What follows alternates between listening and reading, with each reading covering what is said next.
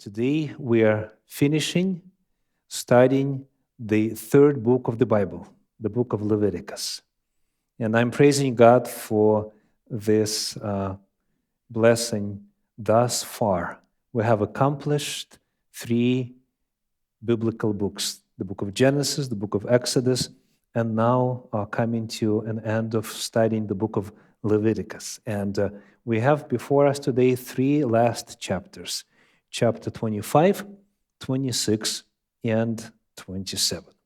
And the topic that we will be studying today is God's story, Sabbath years and Jubilee years. Sabbath and Jubilee years. Let's go straight to it. The book of Leviticus, chapter 25, verses 1 through 5. The Lord spoke to Moses on Mount Sinai, saying, "Speak to the people of Israel and say to them, when you come into the land that I give you, the land shall keep a Sabbath to the Lord.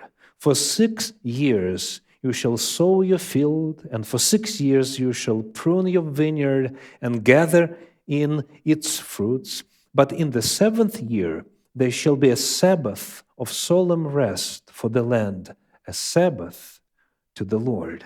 You shall not sow your field or prune your vineyard. You shall not reap that grows of itself in your harvest, or gather the grapes of your undressed vine. It shall be a year of solemn rest for the land." There are practical ways that the laws of the 7th year affected life for the covenantal community. And the first thing we just read about. What is it? A year of rest for the land. First, what was required by these laws, that the land would be free from agricultural activity every 7th year. No plowing, no sowing, no weeding, no watering. Nothing was to be done to the land, to the soil producing harvest. And that included also vineyards, groves of trees producing fruits and so forth. So the first thing was that the land was to be left alone, cessation of agriculture, rest for the soil, restoration of the fertility of the soil, and in the essence, it's caring for God's creation. That's number one. The second that was asked for in these laws is reflected in the book of Leviticus, chapter 25, verses 6 and 7. Let's read. "The Sabbath of the land shall provide food for you, for yourself, and for your male and female slaves, and for your hired worker, and the sojourner who lives with you, and for your cattle, and for the wild animals that are on your land.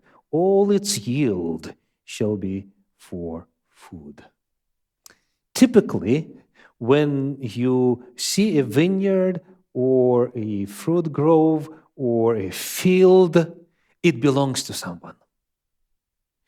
But in the 7th year, it belonged to everyone in equal measure. So it was prohibited to gather in and store it up for yourself or for your family. Even if the title says that it belongs to you, on the 7th year, it did not belong to you, in the sense that anyone from different levels and fractions of society could use what was grown by itself.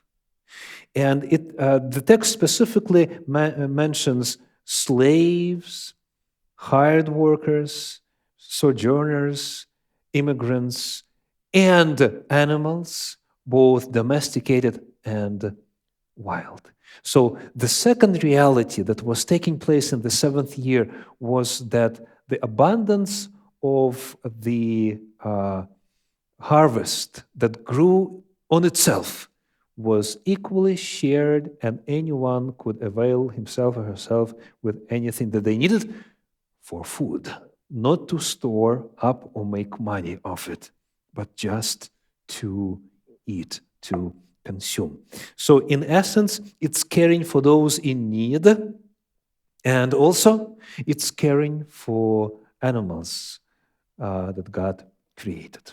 The third reality that was prescribed by these laws, we could read about it in the book of Deuteronomy, chapter 15, another passage that's dedicated to the Sabbath year. It says in verses 1 and 2, Deuteronomy 15, 1 and 2, at the end of every 7 years you shall grant a release. And this is the manner of the release. Every creditor shall release what he has lent to his neighbor. He shall not exact it of his neighbor, his brother, because the Lord's release has been proclaimed.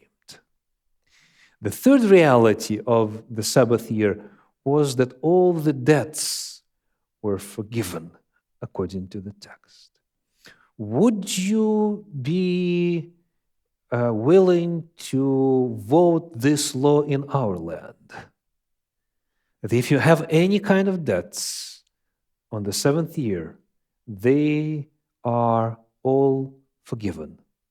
So nothing remains to be paid off. Well, how would the creditors feel? When creditors are huge corporations, banks making millions and billions of money, that's one thing. But what is being described here is a person-to-person debts. So how would you, if you gave someone money, how would you feel if the seventh year would rid you of your capacity to legally demand the money or material possessions to be paid back to you? This poses a very important question. What kind of debts were released and nullified in the seventh year? Let's continue reading this 15th chapter of the book of Deuteronomy. And I would like to point your attention to verses 7 and 8. If among you one of your brothers should become poor in any of your towns within your land that the Lord your God is giving you, you shall not harden your heart or shut your hand against your poor brother, but you shall open your hand to him and lend him sufficient for his need, whatever it may be. And if we could also show verse number 9 on the screen, that would help us. Verse number 9 of the same chapter, Deuteronomy 15:9. Take care lest there be an unworthy thought in your heart, and you say, the seventh year, the year of release is near, and your eye look grudgingly on your poor brother, and you give him nothing, and he cry to the Lord against you, and you be guilty of sin. So as a lender, imagine that you have something to give to a needy person, right? And then you know that in 6 months, the seventh year will roll around, and you won't get anything back. What would you think? What would you be prompted to do? God is addressing that question also and says, if you think that way, and if you withhold this help, the one that you are able to afford, because the Sabbath year is coming, then it will be a what? It will be a sin. Do you see the word? The last word of the verse. And you be guilty of sin. So, what are the debts that were forgiven on the seventh year? What is this talking about? It's about sustaining the poor person. It's not about investment money. It's not about something to grow your business with. It's about helping people who, in virtue of objective circumstances, whether it's a loss of a family member, or poor health, or maybe it's a problem with feeble age, that the person just doesn't have enough to put on the table. So the context is helping the poor among you. Those kinds of debts were to be forgiven, not the ones that are called investment debts, for example. So you would typically give what you have, you would share your food, you would lend money to a person that he or she may buy a food, and if the person is not able to give you back on the seventh year, you just release the person from owing to you anything. That's the third reality. All debts that are consumer debts that were incurred because of a real need of food, shelter, clothes, basic needs, all those debts were forgiven and released. Reality number 4. Let's go to the book of Deuteronomy, chapter 15, verses 12 through 14. If your brother, a Hebrew man or a Hebrew woman, is sold to you, he shall serve you 6 years, and in the 7th year you shall let him go free from you. And when you let him go free from you, you shall not let him go empty-handed. You shall furnish him liberally out of your flock, out of your threshing floor, and out of your winepress. As the Lord your God has blessed you, you shall give to him. The fourth reality was freeing the slaves. As you can see, the idea of slavery described here is vastly different from what this word would typically mean in a different society. So this kind of slavery was an economic arrangement between a person in need and the one who needs a laborer, a worker. If, for example, a person, in virtue of his or her need, has sold the piece of land, then the next thing to sell would be himself, sometimes children who are able to work, in exchange for basic sustenance, in exchange for food and shelter and clothing and so forth. But that kind of slavery, quote-unquote slavery, has to be ended in the 7th year. So the fourth reality was that freeing of the slaves was happening in the 7th year. And the essence of this law was again caring for the poor, for the poorest among the people. And there was a fifth reality that's reflected in the book of Deuteronomy chapter 31, verses 10 through 12. It says, "And Moses commanded them, at the end of every 7 years, at the set time, in the year of release," another term for the Sabbath year of release, "at the Feast of Booths or Tabernacles, when all Israel comes to appear before the Lord your God at the place that he will choose, you shall read this law before all Israel in their hearing. Assemble the people, men, women, and little ones, and the sojourner within your towns, that they may hear and learn to fear the Lord your God, and be careful to do all the words of this law." The fifth reality was this. Because there was more free time, people were less busy. At that stage of the history, the people of God, they were mostly farmers. Some were growing animals and stuff, but it was all so-called, natural wealth, something that had to do with the earth, specifically in this case, growing what you eat, right? You are released from all this type of work and there is more time to study, to learn. And it was prescribed that at a specific time in the 7th year, everyone would be required to take a course in the knowledge of the book of the law, even the little ones. So the 5th element was spiritual growth, learning how to live life according to God's law. So these are the 5 realities that are reflected in the Bible in relation to the Sabbath year. Now let's take a look in the same context on practical dimensions of the Jubilee years. What was taking place at that time? Let's go to the book of Leviticus, chapter 25, verses 8 through 10.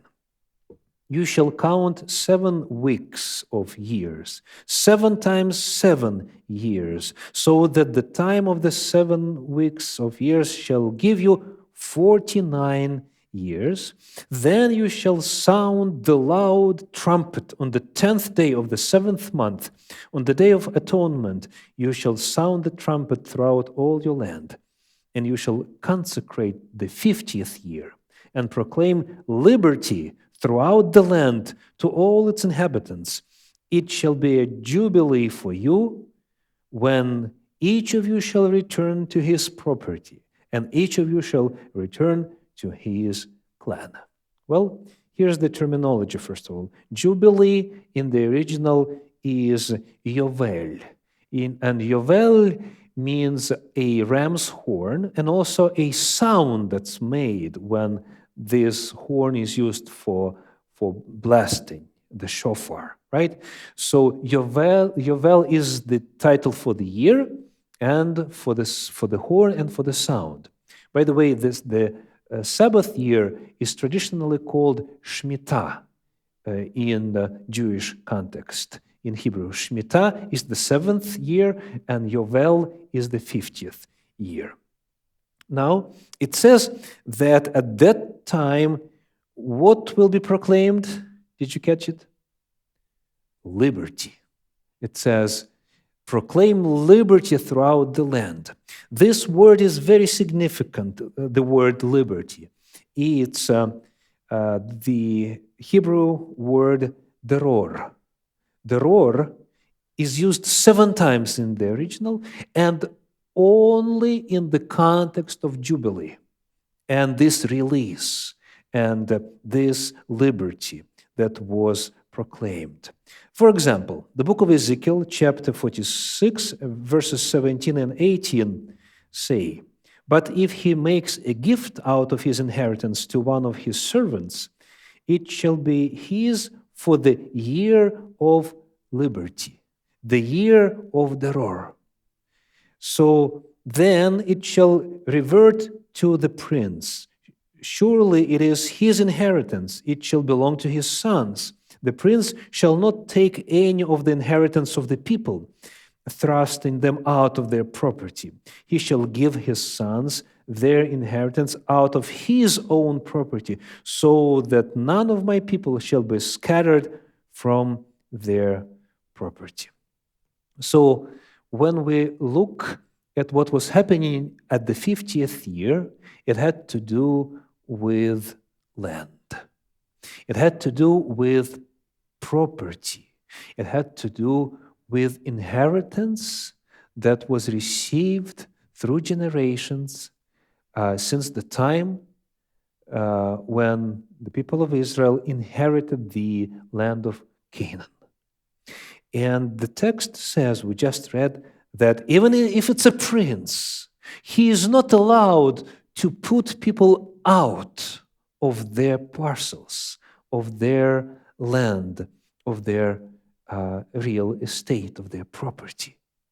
So what was taking place in the year of Jubilee was that if the piece of land, for some reason, got sold, then whether it was paid off or not, it would be restored to its original owner.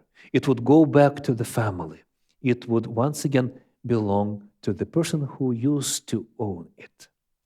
Now, try to imagine the repercussions of this approach in the context of 2008, 2009 in the United States, when many people lost their land. Just imagine, how would a person feel if the land was given back to the person after that many years? So this law was directed to what we could call today equal economic opportunities. So even if everything went bad, as we know today, having property, having land is the fastest way to grow economically, at least in this country. So when the land was given back, even if there was a loan on it, then it gave a new chance to start all over and to use the land to prosper, to grow, and so forth. So it was an antidote to social inequality. Collection of land in one hands of one clan, one family, was not allowed.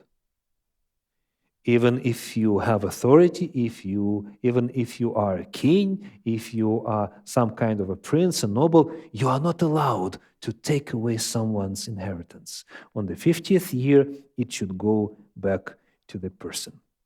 So the first reality that took place in the year of Jubilee was that all the land parcels went back to their original owners.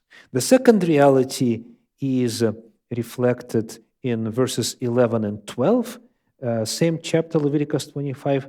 That 50th year shall be a jubilee for you. In it you shall neither sow nor reap what grows of itself, nor gather the grapes from the undressed vines, but for it is a jubilee, it shall be holy to you. You may eat the produce of the field. So the same laws regarding the use of land as for the Sabbath year.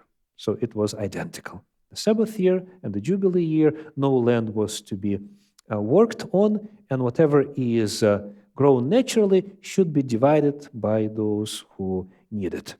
Then the third reality was the book of Leviticus chapter 25, verses 39 through 43. If your brother becomes poor beside you and sells himself to you, you shall not make him serve as a slave.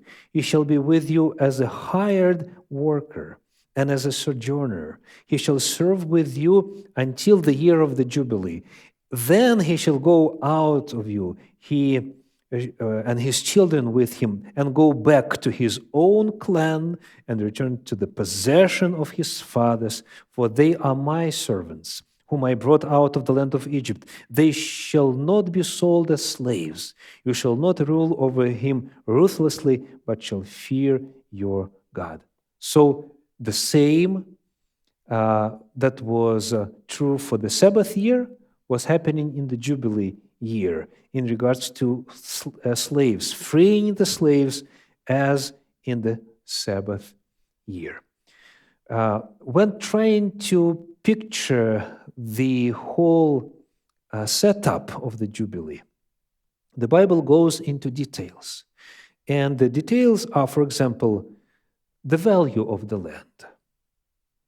How would you determine how much the land that or this parcel is worth?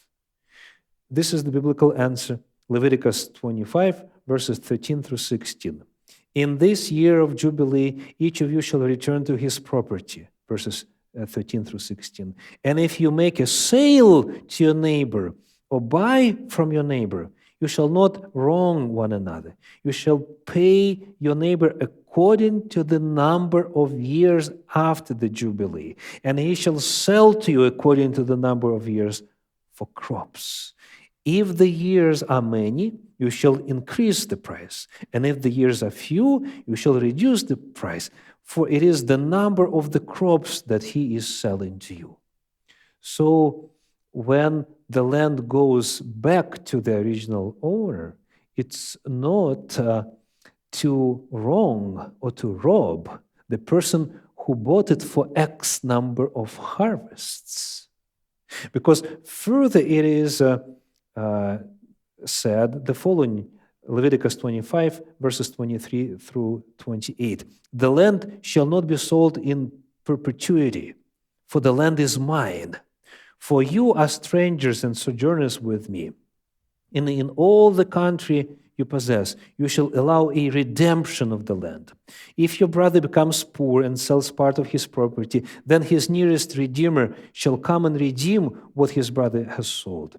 If a man has no one to redeem it, and then himself becomes prosperous and finds sufficient means to redeem it, let him calculate the years since he sold it and pay back the balance to the man to whom to recover it.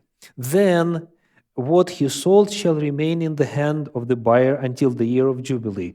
In the year it shall be released, in the Jubilee it shall be released, and he shall return to his property. So the price was always changing. There was this sliding scale because the person who is buying the piece of property is actually buying X number of harvests on it to make money, to make profit. And the person who is selling is also selling X number of harvests. Therefore, whether you are purchasing or selling, it should be fair. That's the essence of it. And the main underlying statement and reality is that there's only one landlord. And his name is the Creator, right? The one who made it, the one who created the heavens and the earth. And God specifically says that the land is mine, you are strangers and sojourners with me. So each 50th year, there was this visible demonstration of this reality that the true owner of the land is God. Jubilee year was giving an opportunity for everyone to demonstrate that and experience that. So these are some of the realities of the Jubilee year. Now, I want to ask you a question. Do you like what we have been studying today? Do you like this setup, these laws, these realities for Sabbath year and Jubilee year? Would you vote, if it was up for a vote, to adopt this concept in our state, in our country? Who thinks that would be a good idea? Could you raise your hand? Mm-hmm. Who thinks that it's not a good idea? These are okay. Thank you. That's the question that I'm going to ask next. Are these laws still valid? Are they still in effect? The question is, should the Sabbath and Jubilee years be observed today? What do you think? Let's go to the book of Leviticus, chapter 25, verses 1 and 2 again. 1 and 2. The Lord spoke to Moses on Mount Sinai, saying, "Speak to the people of Israel and say to them, when you come into the land that I give you, the land shall keep a Sabbath to the Lord." As you can see, these laws, they had limited applicability. These laws were given for specific land, for specific community, for specific country, and the setup that was used is called a theocracy, not a democracy or aristocracy or any other kind of setup of society. It's a theocracy where God is the ruler. And the whole social structure and economic structure and everything on that land was governed by laws given by God. So God doesn't say, this land that stretches from Seattle to North Bend, for example. This land should be dealt with in this way. This passage specifically talks about the promised land, the land of Canaan, the land of Israel subsequently. So this law and this setup was given to a covenantal community who lived as a state, as citizens of a country. So these laws have limited applicability, and they were to be a national phenomenon. They were not given to an individual person. Because even if you have a parcel of land, and if you don't cut the lawn and don't sow anything and don't use it every 7th year, it would not realize the concept and the intent, because there are also debts, there are also rights to the property, and so forth. That's all tied to one economic system. So these laws are not possible to observe individually. They can be only observed corporately as a nation. And today, there is no nation on the face of the earth that lives according to Torah. Even Israel, the land that God is talking here about, its model is not theocracy. It's not structured after Torah. So at this time, though there is nothing wiser than God's plan, and these laws would prevent from many social evils, at this point, there is no society, there is no country, no state that follows that, and therefore the applicability is very limited. But we can ask a different question. Is there a spiritual lesson? Is there something in these laws that could still benefit us regardless whether we live on the land of Israel or some other place? I would like to ask a question of a so-called prototypical significance and dimension of the Sabbath and Jubilee years. First of all, let's go back again to Leviticus chapter 25, verse 2. It says, "Speak to the people of Israel and say to them, when you come into the land that I give you, the land shall keep a Sabbath to the Lord." So when you hear the word Sabbath, what immediately comes to mind? Sabbath. It's a day of the week. Because at this point, there is no conversation yet about years.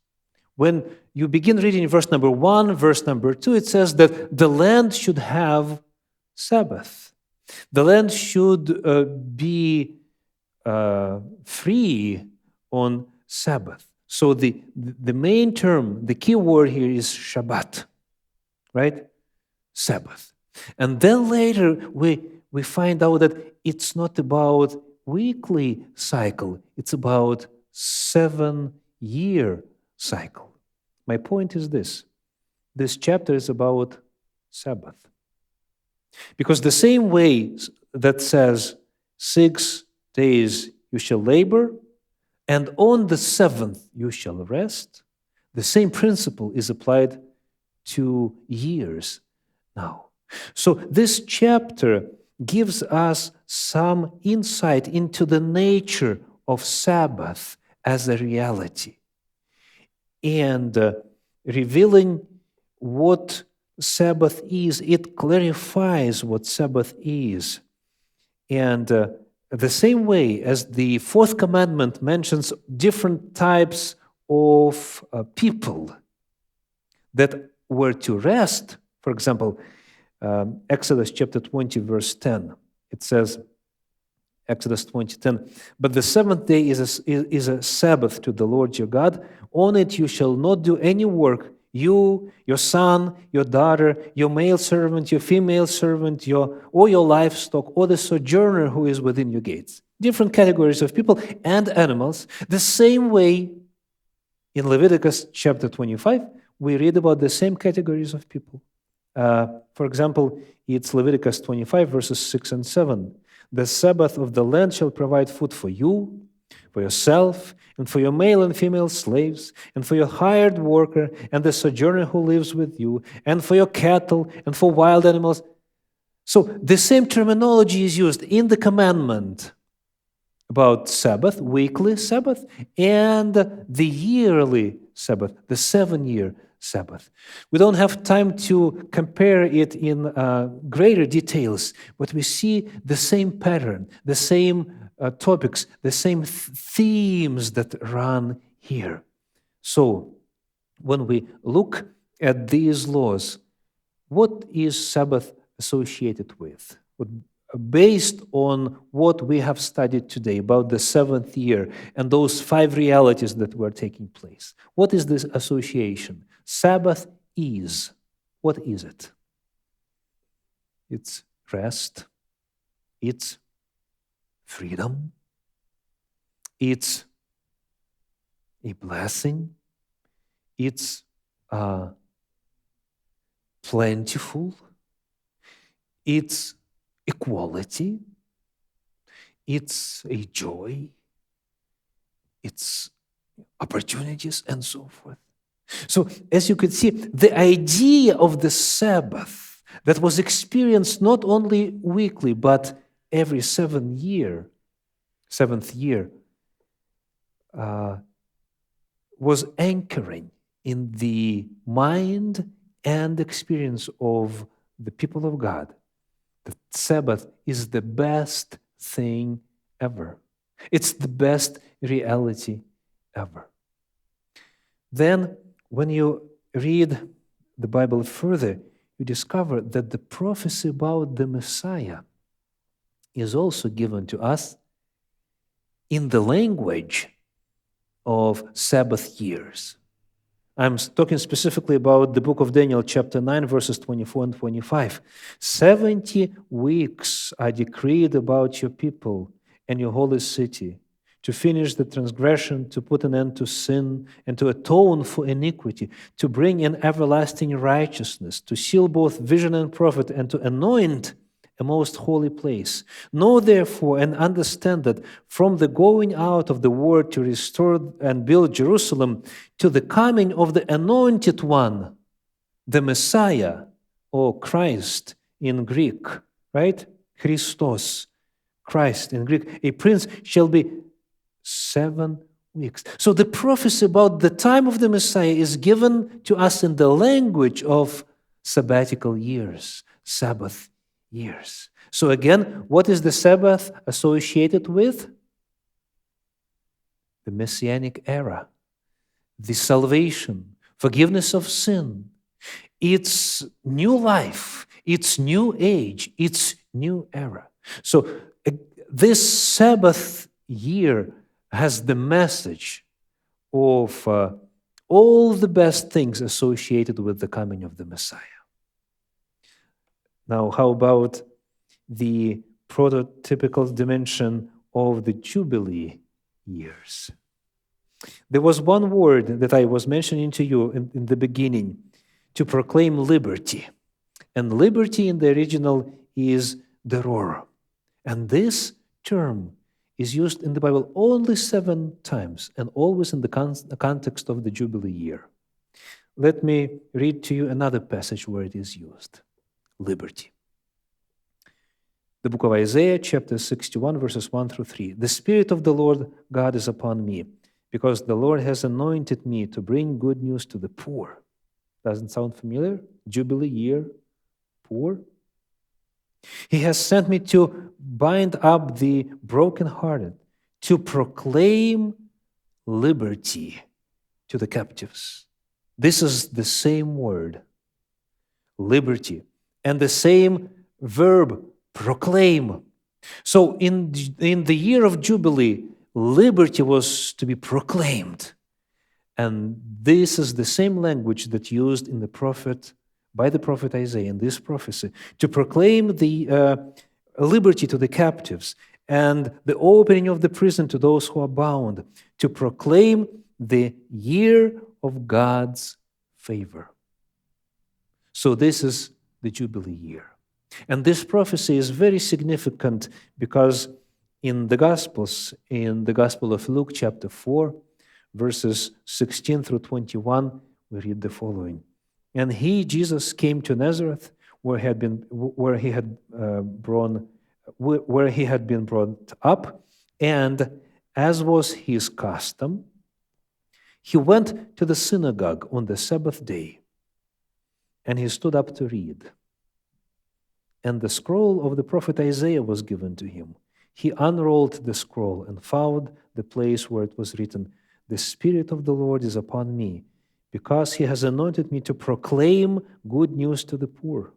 He has sent me to proclaim liberty to the captives, to proclaim the year of the Lord's favor."